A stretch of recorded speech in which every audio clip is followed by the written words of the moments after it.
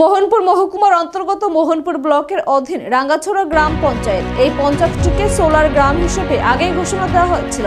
সোমবার এই গ্রামের 729টি পরিবারের হাতে সোলার প্যানেল লাইট প্রদান করা হয়েছে। দুটো টিউব মোবাইল ফোন চার্জ দেওয়ার ব্যবস্থা রয়েছে এই গ্যাজেটটিতে। এখন বিদ্যুৎ চলে গেলেও প্রত্যেকটি পরিবারে সোলার প্যানেল গ্যাজেটটির মাধ্যমে আলোর পরিষেবা পাবে জানালেন মন্ত্রী রতনলাল নাথ।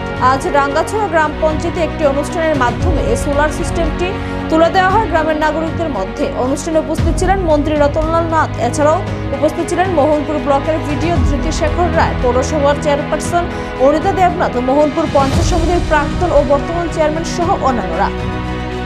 কারেন্ট উৎপাদন হয়, কারণ এমনি এমনি আসে না।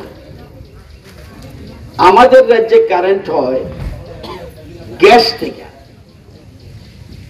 কোথাও কোথাও কারেন্ট হয় বাতাস থেকে, কোথাও কোথাও কারেন্ট হয় কয়লার থেকে, কোথাও কোথাও কারেন্ট হয় জলের থেকে। জলের স্পিড দিয়া, যেখানে বাঁধ দিয়া বড় বড় জলবিদ্যুৎ হয়।